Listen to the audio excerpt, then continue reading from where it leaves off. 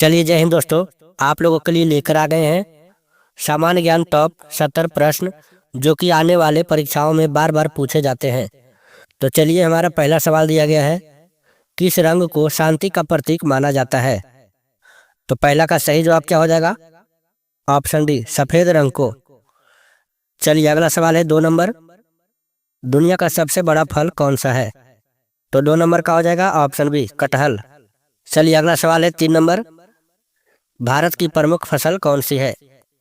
3 number का सही जवाब क्या हो जाएगा? ऑप्शन ए, चावल। चलिए अगला सवाल है, भारत के किस राज्य में सबसे अधिक शाकाहारी लोग रहते हैं? तो 4 नंबर का हो जाएगा ऑप्शन सी, राजस्थान में जो है सबसे ज्यादा शाकाहारी लोग रहते हैं। चलिए अगला सवाल है 5 नंबर, किस जानवर का दूध इंसान नहीं पचा सकता है? तो 5 नंबर का सही जवाब क्या हो जाएगा? ऑप्शन बी, शेरनी का दूध। चलिए अगला सवाल है 6 नंबर, इंसान अपनी जिंदगी में कितने साल सोते हुए बिताता है?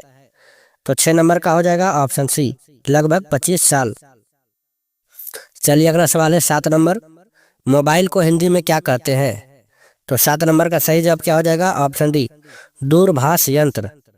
चलिए अगला सवाल है 8 नंबर, मनुष्य के खून में कौन सा धातु पाया जाता है?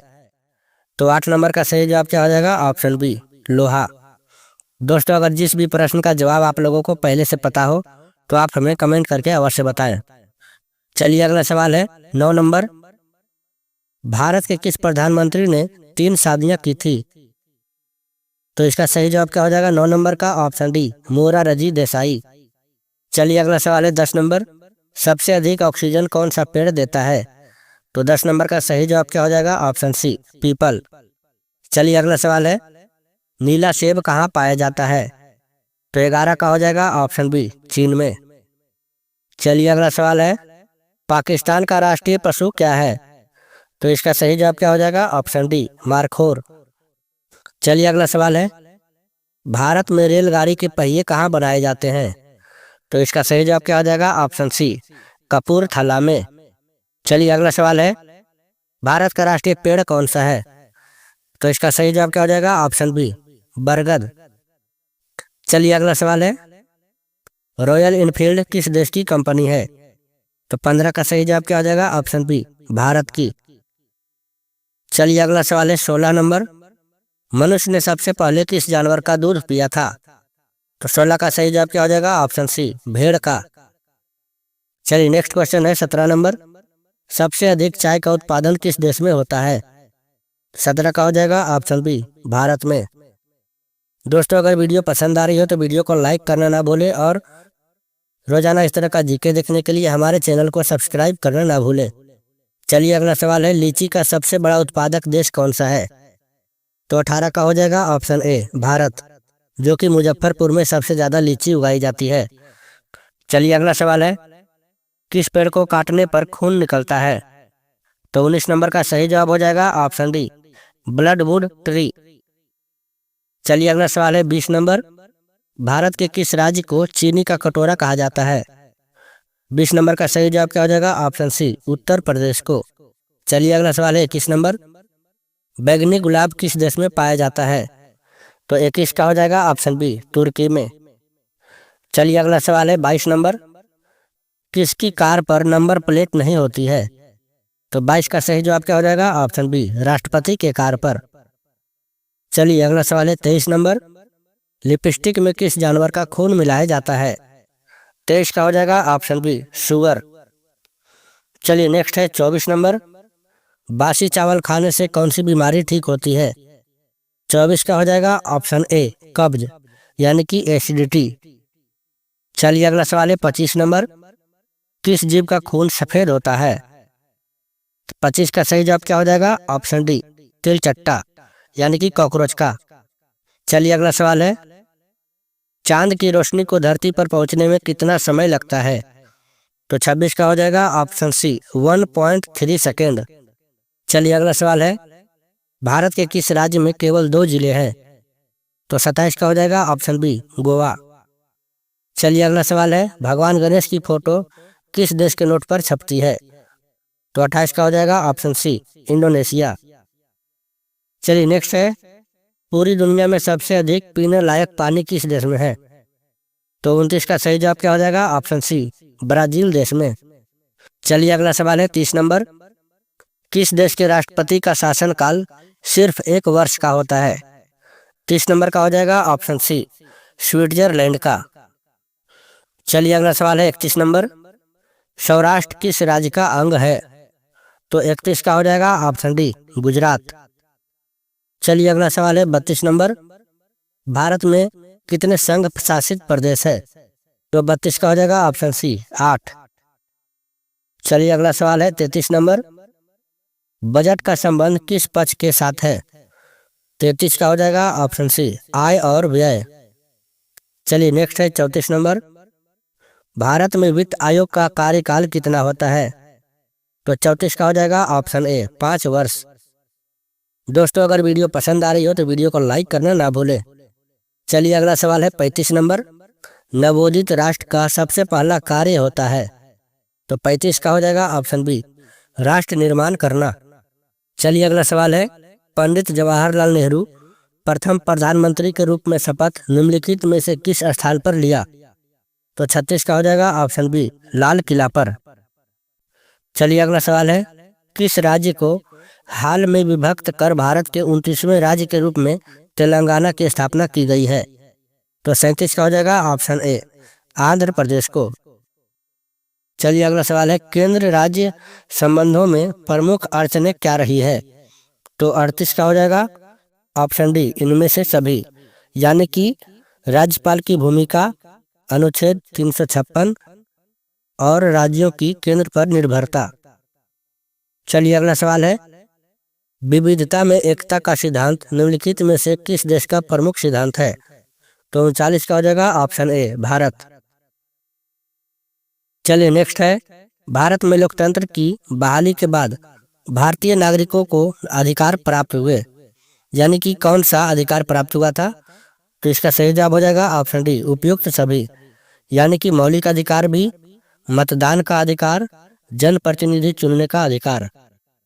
चलिए अगला सवाल है, भारत सरकार विविध कल्याणकारी योजनाओं को लागू किसके माध्यम से करता है? तो 41 का हो जाएगा ऑप्शन ए, राज्य के नीति निर्देशक सिद्धांतों के माध्यम से। चलिए अगला सवाल है, माउंटबेटन योजना का संबंध निम्नलिखित में से किससे है? तो 42 का हो जाएगा ऑप्शन ए, भारत का विभाजन से।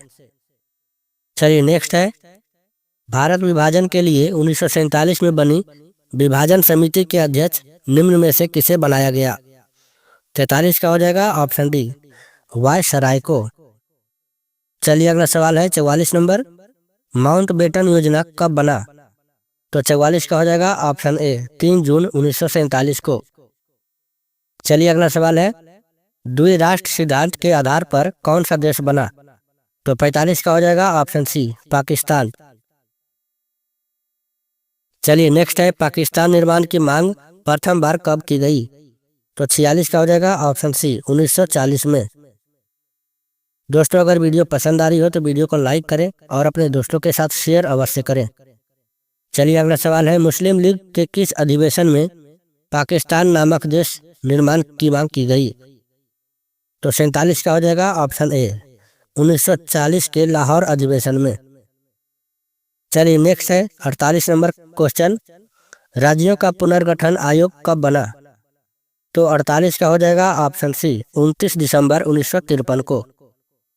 चलिए नेक्स्ट है 49 नंबर सवाल, राज्य पुनर्गठन आयोग के अध्यक्ष कौन थे?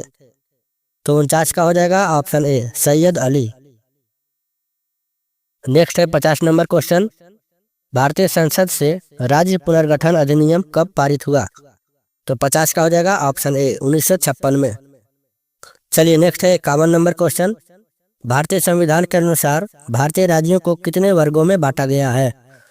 तो 51 का हो जाएगा ऑप्शन बी, 4 भागों में। चलिए अगला सवाल है, भारतीय संविधान द्वारा राज्यों की सीमाओं में परिवर्तन करने, नाम बदलने एवं नए राज्यों का निर्माण करने का अधिकार किसे प्रदान किया गया है? तो 52 का हो जाएगा ऑप्शन डी, संसद को। चलिए नेक्स्ट क्वेश्चन है, राज्य पुनर्गठन आयोग ने अपना प्रतिवेदन भारत सरकार को कब सौंपा? तो 53 का हो जाएगा ऑप्शन सी, 1955 में। चलिए नेक्स्ट है, स्वतंत्रता प्राप्ति के समय भारतीय संघ में इकाइयों की संख्या कितनी थी, यानी कि राज्यों की संख्या कितनी थी? तो 54 का हो जाएगा ऑप्शन ए 28। चलिए अगला सवाल है, राज्य पुनर्गठन अधिनियम लागू होने के बाद भारत के 2 इकाइयों में विभाजित किया गया। ये इकाइयां निम्नलिखित में से कौन है? तो 55 का हो जाएगा ऑप्शन ए राज्य एवं केंद्र शासित प्रदेश। चलिए नेक्स्ट है, रजवाड़ों को भारतीय संघ में शामिल कराने की जिम्मेवारी किसे दी गई? तो 56 का हो जाएगा ऑप्शन बी सरदार वल्लभ भाई पटेल को। चलिए अगला सवाल है, स्वतंत्र भारत में प्रथम उप प्रधानमंत्री कौन थे? तो 57 का हो जाएगा ऑप्शन डी सरदार वल्लभ भाई पटेल। चलिए अगला सवाल है, स्वतंत्रता प्राप्ति के बाद निर्मित भारत सरकार में गृह मंत्री किसे बनाया गया? तो 58 का हो जाएगा ऑप्शन बी सरदार वल्लभ भाई पटेल को। चलिए अगला सवाल है, भारत का लौह पुरुष निम्नलिखित में से किसे कहा जाता है?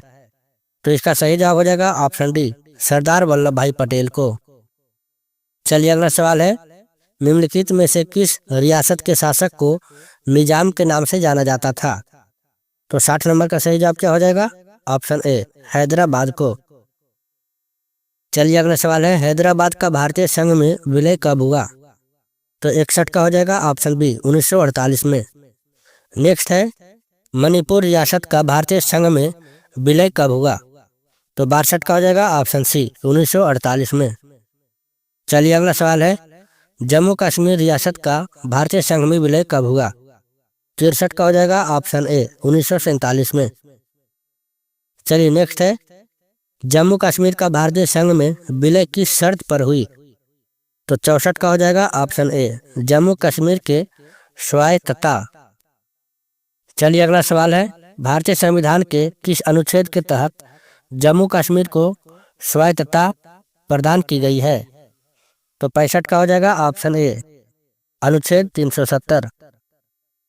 चलिए अगला सवाल है, आंध्र आंदोलन की मुख्य मांगे थी, यानी कि क्या थी? तो इसका सही जवाब क्या हो जाएगा? ऑप्शन ए भाषाई आधार पर आंध्र प्रदेश राज्य की स्थापना। चलिए अगला सवाल है, भाषा के आधार पर बनने वाला पहला राज्य कौन है? तो 67 का हो जाएगा ऑप्शन सी आंध्र प्रदेश। चलिए अगला सवाल है, भाषाई आधार पर आंध्र प्रदेश राज्य कब बना? तो 68 का हो जाएगा ऑप्शन ए 1952 में। चलिए नेक्स्ट क्वेश्चन है, भाषाई आधार पर राज्यों के गठन आयोग का नाम क्या था? तो 69 का हो जाएगा ऑप्शन बी राज्य पुनर्गठन आयोग। चलिए हमारा आखिरी सवाल है 70 नंबर, भारत की राजधानी दिल्ली कब बनी? तो इसका सही जवाब क्या हो जाएगा? ऑप्शन ए 1952 में।